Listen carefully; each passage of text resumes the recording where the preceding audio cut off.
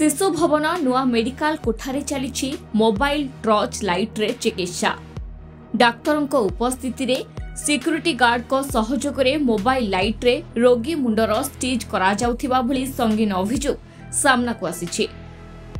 सतरे कोन नूतन बिल्डिंग रे नाही चिकित्सा पई अनुसंगिक व्यवस्था जदि अछि तेबे काहेकि माइनर ओटी बदल रे डाक्तर ड्रेसिंग रूम रे टॉर्च लाइट पकाई स्टिच पकाइले बोली साधारण रे प्रश्न उठिछि।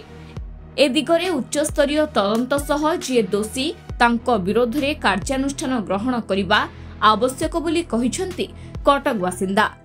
देखंतु जदि शिशु भवन रे टॉर्च परि ऑपरेशन होची या अत्यंत लज्जाजनक कथा। जदि एभली घटना घटिछि प्रकृत रे ताले आ ऊपर दृढ़ कार्यानुष्ठान नबा कथा। कहीं शिशु विभाग टी होची ये आ ऊपर ओडिशा कोन कहतु पूर्व भारतर समस्त आधारित पूर्व भारत रे एटा मुख्य चिकित्सालय।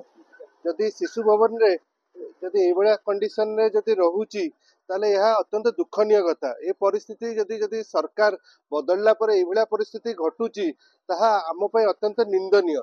आमे को भरोसा रे शिशु भवन टी नै किना जीवु। आम शिशु आसंता ए देशर भविष्य जदि भविष्य अंधार अच्छी आकु अंधार हस्तपर कर गोटे संपूर्ण भाव प्रश्नवाची सृष्टि कर सरकार पदक्षेप उपरे कौ भाया जदि यहाँ नहीं जाइए सरकार तुरंत एक्शन नियंतु कौ भाया परिस्थिति प्रति सरकार ध्यान दियंतु।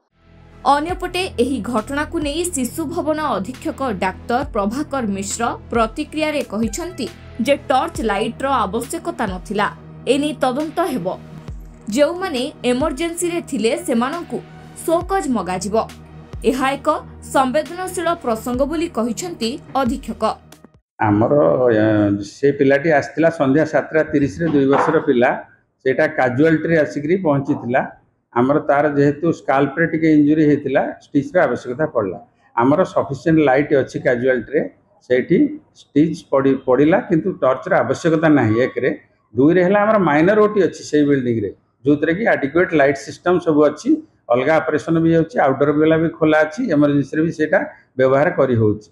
आ गोटे बड़ ओटी भी अच्छी जोटा रोचे एससीआरसी बिल्डिंग रे सेठी रेगुलर आवर ऑपरेशन होची। दरकार पड़ले इमरजेंसी केस अपेंडिसाइटिस हला कि रप्चर इंटेस्टाइन हला से गुडा भी इमरजेंसी आवर रे रात रे मध्य एनेस्थेसिया डकई रेगुलर भाव रे करा जाउची। थिला ताल काहे टॉर्च लाइट रो किछि आवश्यकता नाही। तो सर काहे हला टॉर्च लाइट सेटा आमे अनुसंधान करिवु। आमे बे डाकिचु एचओडी सुपेरियरिटी सर्जरी आछंती एबे अछंती मो पाखरे मान ताकू डकईबु जो माने इमरजेंसी डॉक्टर थिले जो माने सिस्टर थिले तेणु डकईबू। एडिक्वेट लाइट रो हमर व्यवस्था अच्छी। एठी पावर कट भी हुए नहीं इमिडिएट बैकअप अच्छी लाइन कटिगला पर संग संग आसी जाए। जाय सुनि केमती करा है एडा गोटे कोन डेलिबरेटली करा होची के जन लोक एमती करछन ताको हम अनुसंधान कले जानि परिबो। तो जो माने एई सब जिंस हे जे आपन ऊपर कार्यानुष्ठान हबो कि आपन शोकस मागी। हां हमें ताको शोकस मागी काई के एमती करा गला।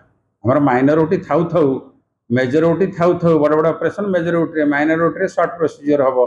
तेनु थाउ थाउ सुविधा काई कि से माने एसबू कले सेटू पुणी वीडियो रिकॉर्डिंग करी वायरल कले सेगुड़ा को भी खराब जिनस अनुष्ठान को बदनाम करने जो मैंने चेष्टा कर विरुद्ध कार्यानुष्ठान हवा दरकार तदंत हम निश्चय।